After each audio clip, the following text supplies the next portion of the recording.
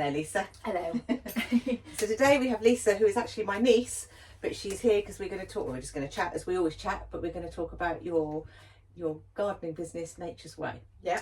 Okay. So as we know, we always start with a cake, and you requested a coffee cake, and I did a podcast a while ago, and I did my first ever coffee cake because, as you know, I hate coffee. Oh.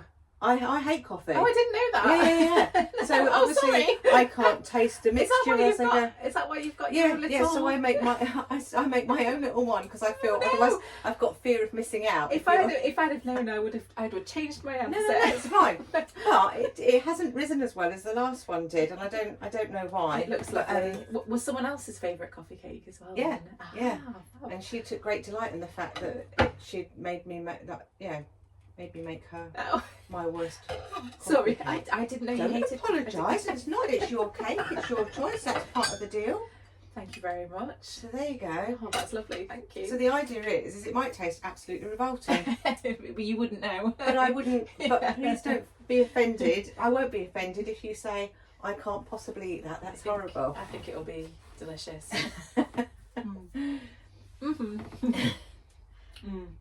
So yeah, so that's the thing. So coffee cake. No, I can't stand coffee at all. Oh. No. So all these ones, but I keep saying because I'm not a baker, and every time someone asks me something, I think, well, I've never made one of those before. No. I've never because I'm not a baker. But actually, it's not too bad. You're doing quite well. Yeah, it's good. It's very good. I've only had one real fail, and that was when I did a sorbet. Oh, that didn't. I've never made a sorbet. I've never tried a sorbet before. Lovely. So I start by asking you a silly question. Okay. So my silly question to you is if animals could talk, okay, which animal do you think would be the rudest and why? Ooh, that is a great question. My gut instinct, like the first thing, and I can't explain why, but the very first animal that came into my head was a monkey. Well, because they are pretty rude, aren't they? Yeah, and I think that they would just F and Jeff. Basically, I think they would be. Yeah, it would definitely be a monkey. Yeah, no, I think that's probably quite a good one, actually, isn't it? Yeah, and if they could, I think the monkey would give you the finger at every possible opportunity. I think it would. But does that come from Night at the Museum? Have you seen Night at the Museum? Have you never seen that? Oh, because that's exactly what he does. It's a little is it a Carpathian monkey? I can't remember what type it is, but it's a little monkey. But he keeps stealing the keys off of I think it's Ben Stiller, isn't it, who plays the thingy? And at one point, I've not seen it. Okay. I'll have to watch that. Okay, brilliant. So, what's your question for me? Mine isn't a weird question. It's a really simple question, actually. I was going to ask you what your favourite flower was. Oh, if you have one. So for some people they can pinpoint one, but have you got a favourite one? Yeah. So for flowers in the house, I love lilies. Oh. I love lilies. Okay. In the house. I didn't know that. Yeah. Okay. But outside flowers, I love dahlias. Oh, okay, fab. Yeah, good answers. They're my favourite. So you're not allergic to lilies like some people when it goes in the house? No. Yeah. Oh, fab. Dahlias, good choice. Because I think dahlias, there's so many different varieties, and completely. And I know that they're big and brash and in your face and things, but they are nice. I love all the different colours and things. So one of the things I've been working on with a client recently is growing dahlias for her daughter's wedding, which is in 2 weeks, and she's absolutely filled her garden with dahlias, and it looks absolutely amazing. But then she's going to cut all the flowers off for the wedding. But it's really nice. I think it's a brilliant thing. Yeah. And being the celebrant and with the weddings and things, more and more people nowadays are wanting the more meaningful stuff. Yeah. So more people are asking about the wild flower farms. Definitely, and the celebration of life I did the other week. Actually, they said that they wanted a vase of flowers on the table where they had we're going to have the photographs and things, and she was asking if I knew anywhere locally that had like the wild farms and things. So it's becoming much more, isn't it? It definitely is. There's a lot more like UK wildflower growers, a lot more starting, and a lot of women starting their own businesses doing that as well. It's a growing business for sure. Yeah, so yeah, you probably end up potentially meeting a few people doing that kind of thing through what you're doing. Yeah, I mean, I have met one at a wedding fair who does all the wildflowers, and then I was speaking to another one, like your traditional florist, who was saying that they can't do, when people ask them the costs and things, they say, but we only want a few, we only want some flowers for the bouquet, and we only want a couple of flowers for this. And she was saying, but you can't do it because she orders her flowers from abroad, from Denmark or wherever they come from. Yeah. And to make it cost effective, you have to order enough. So of course then it's like, so you're only doing that for your really big weddings, aren't you? Where people want all the big, but of course people don't necessarily weddings want that. are 20,000 pounds. The average wedding is £21,000, which is crazy. People just haven't got that kind of money, so they're all just. So I think the wildflowers is absolutely. It's going to be a thing, isn't it? It's going to be a big thing, which is great. And you know, in Chesterfield, you know when you go out to Barlow and you've got the sunflower farm. Yeah. But they're not using that normal field now. They're across the road and a bit further down. Right. But they've also got wildflowers in there because we pass it. It's not just the sunflowers, but they've got all these purple. So there was people there the other day picking those. Oh, brilliant! Yeah, I love it. Yeah, no, it's fab. Oh, so yeah, lilies. Any particular reason, or just because they're stunning? I don't know. I just think they just seem to, when I think that in the house they last a long time. Yeah, they do. They give out a smell. Sometimes the smell is a bit too strong. Yeah. But they give out a really nice smell. They last for ages. They don't look raggedy quickly. Yeah. And so long as you cut the bits off that drop the orange stainy bit, then you're good. Then you're good to go. So I just like them. Yeah. Yeah. Oh, they're my favourite. So what's your favourite? What's your favourite flowers? Oh, crikey. Actually, how could I have asked you that question then and then not expect you to ask me it back?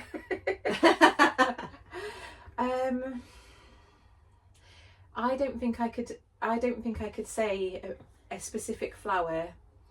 I think there's too many. That's a cop out, isn't it? No, it's fine. I think obviously it's your sort of, that feels like a cop out. I mean, I love flowers, but I also love working with plants with a purpose that don't necessarily have a flower. So my favourite genre of plants is herbs. Right, okay. Where, for medicinal, culinary, just the amount of uses. That's what I enjoy. Like stuff that has a use. So with your herbs, because obviously I know that you've sort of grown them and done things before, are you still growing them and do you use them for medicinal purposes? Yeah, quite a lot. So what are your common medicinal things that you use? So I've got a dry skin balm that I make regularly with calendula. So that's one of my favourites. I mean, I use herbs in cooking all the time, whether fresh or dried, because I dry them as well. I use the dried petals, I use them in the bath, make different soaks and mixes and all sorts of things like that. So yeah, like the possibilities are endless. But my dry skin balm is a hit. My calendula balm. It's So it's obviously not just the calendula, they then put other stuff. Yeah, like infused in coconut oil, so it's essential all oils. natural. Oh, 100%. All natural sort of stuff that you use for it. Yeah, completely natural. Yeah, nothing artificial. Yeah. So this is all stuff that you've researched and things and sort of followed, or okay. Yeah. Okay. Yeah. I just think it's the possibilities are just completely endless. I mean, I love it. I mean, I think the passion that you've got for your for sort of all your. I mean, you've always had it, haven't you? For your growing and and all the rest of it. I think is fantastic. But your business, as it stands, but your business for your gardening is nature calls is just maintenance. Yeah. Yes. But I try and so because my partner's a minister, I tend to have a certain clientele which has just kind of happened naturally, which tends to be more elderly clientele. And it tends to be people who have loved their gardens, but coming into kind of third age, struggle with the upkeep, and they don't want, you know, massive projects. They don't want, you know, landscapers coming in and overhauls and things. They just want someone who can come in and tend for the garden that they've loved their whole lives, and that, you know, and it's sad sometimes when you see people, what they find it distressing that they can't continue looking after their garden, and they find it distressing that it's out of hand, and it upsets them when they look out of the window every day and see it. So for me to come in and even just do a few hours a week, a fortnight, or a few hours a month, and just to kind of, I'd say what I tend to do is I treat each of their gardens like it would, how I would care for it if it was my own garden. So I think, if this was my garden, what would I be doing? And then that's what I do.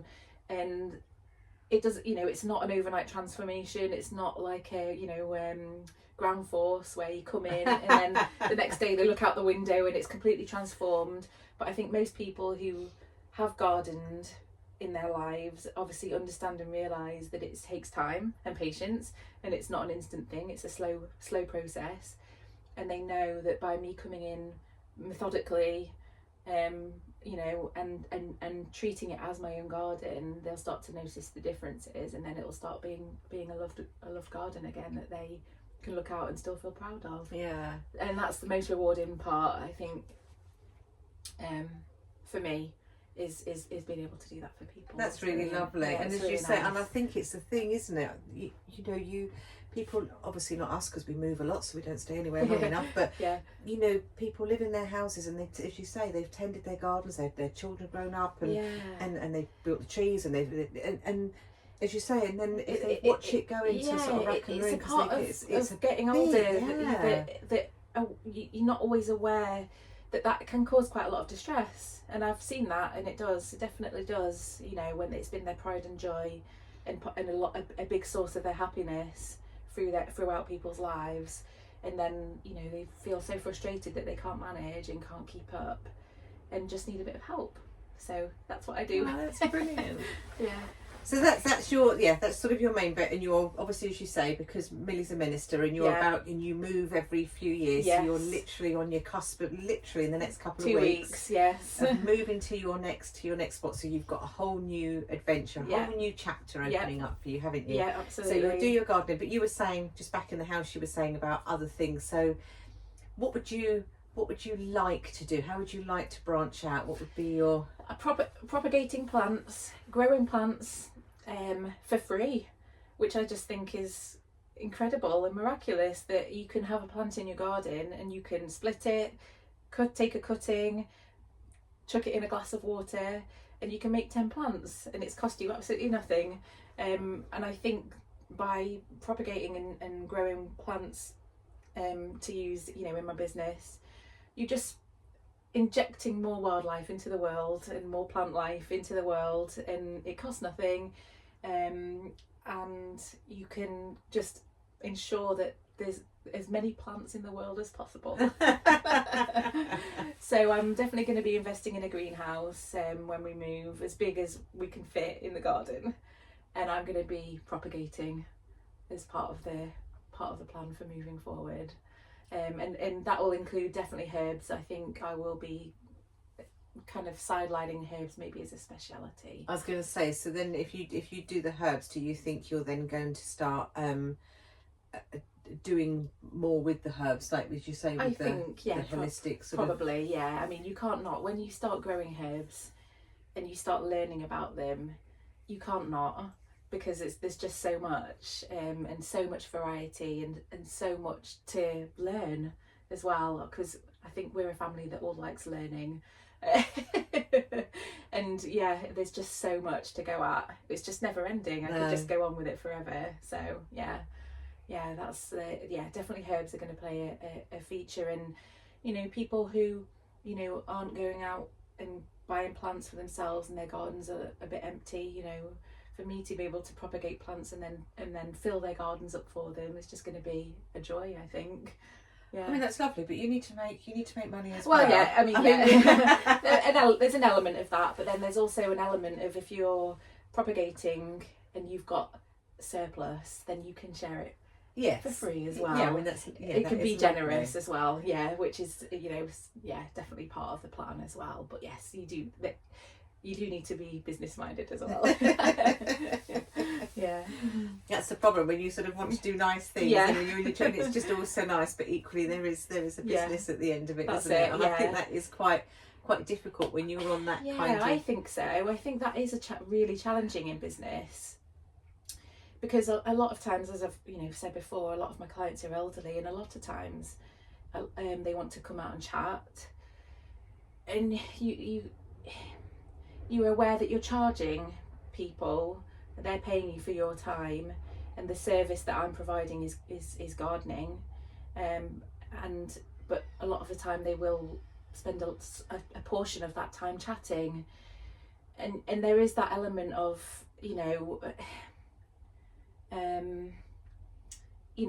at what point are they paying to chat to someone, and that I find really, really difficult, because I would never want to charge someone for chatting, but I'm there to garden.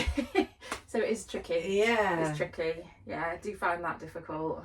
Yeah, and I'm sure sometimes that they just they would probably happily just chat the whole time and enjoy the company and pay you for it. That's it does. The boundaries do blur with it's that. difficult, isn't it?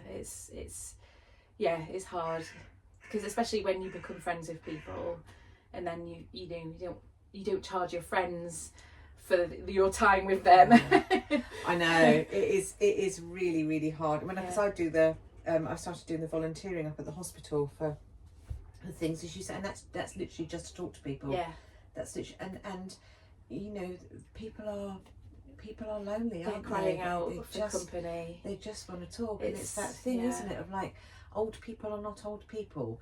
They are people that have just got older. Absolutely. They've got a whole lifetime of Absolutely. who they were, of being that silly 16-year-old, and out on their first date and getting and all the things that we go through. They've done all that. Definitely. And I think it's a real thing, isn't it, that the older people a lot of the time are just seen as old people. Definitely. And not just people who have got older. Yeah, definitely. And it's really kind of interesting that as a gardener, I have seen a lot of loneliness, and that's not something on your radar when you're starting a gardening business. You don't think, that will be an element of what I'm doing, but it actually is. And I think it's getting bigger and bigger, isn't it? Because I think society is becoming more... Who was I talking to the other day? Oh, it was another podcast, but she was saying, that nowadays, children grow up, they go off to university, and then they end up staying where they've been at university or with a person they've met, so families are split apart. Yeah. Are so disjointed nowadays, aren't they? And all over the country. And, and the UK is not a huge country, but it's still... anywhere is big enough, isn't it, to make it not accessible for I'm just popping down the road to see mum, or I'm just popping, because it's not like that anymore. No. And it is such a shame, isn't it? It is such a shame. Yeah. And if people don't have particular hobbies or the church, or groups to sort of be into, then it is it's a bit hard. Yeah, definitely. But going back to the herbs and things, I can imagine, I think a lot more people nowadays are looking at like the holistic healthcare and things, aren't they? And looking at the more natural... I think there's a lot more awareness about what's in things nowadays, and what's being used, and what we're putting on our bodies, and I think that's really important. One of my policies with Nature's Way is that I don't use chemicals, so that's just a flat. If people ask me to use weed killer, that's just going to be a no. And I'm advertising that as one of my selling points. Yes, good. And that appeals to people, and it wouldn't have in the past, because I think we've not known how dangerous chemicals can be and relied upon their use. But I do think that's changing, and the fact that I can use that as a plus point for my business tells me that things at times are changing in that regard. Definitely. And I think people do care, don't they? They do. And I think yes, you'll get the people that will have spent a fortune on their gardens, and then they want the weed killers, they want it all looking perfect and this, but you say then they're not your clientele. No, And exactly. that's absolutely fine, Yeah, isn't it? exactly. It's sort of, you know, different people want different things. Yeah, but exactly. I think we've absolutely got to work alongside nature now and not against it. I think it's utterly vital, and I think that people are realising, which is fantastic. Yeah, I mean, you must have come across kind of like the burials, like with the celebrancy, and that's kind of taking off now, isn't it? Like the eco. So the ones that's coming into England, so they've got it in Scotland at the moment, is the water. It's called, I can never pronounce it, remination or something. Right. So it's a cremation, but it's a speeded up process using water, and so you're not burning, so you're not getting. I've not heard of that. So you're not getting the environmental impact of the furnace burning. So it decomposes the body in a lot quicker way. Through water, and then so that's amazing. So it's used in other European countries and Canada and different places. So they've used it in Scotland, and it is just coming down into England. And I think Yorkshire, one of the crematoriums in Yorkshire is one of the first ones that's going to be using it. Oh, that'll be so interesting if you start working with that in the future. Amazing. Yeah. Oh, that sounds because good. as you say, it's got to change all the way, hasn't it? Absolutely. And more people now are having you know, coffins that are sustainably sourced and things like that. You know, I did one the other week, and it was, you know, a wicker coffin and things, and I just think it's nice that even in the end of life you can still make those decisions. Absolutely. And make an impact. Absolutely. So where would you like to see yourself in 5 years, if all the things are like taking sort of the million, having to move around, but just in an ideal situation, where would you like to sort of see yourself in 5 years' time? I think just in a, hopefully, as part of a thriving community, wherever we are, because I think community, again, it all links in to everything that we've talked about, and the importance of people. So just being an active member of a thriving community, and being making a difference via my business, and just it having a positive impact on our natural spaces. If I was managing all those things, I would think I'd be really happy. Oh, that's beautiful. It's pretty. I mean, I love, because you're so inspirational with your sort of passion about all things, you know, sort of natural and healthy and things. It's really, really good. Oh. So have you ever watched The Blue Zone? Did you ever watch? So I think it's it might be an Amazon program. It's called. Have you heard about the Blue Zones? Yes, the longest lived. Yeah, so there was a program about it where they went to sort of like Japan and parts of Greece and things.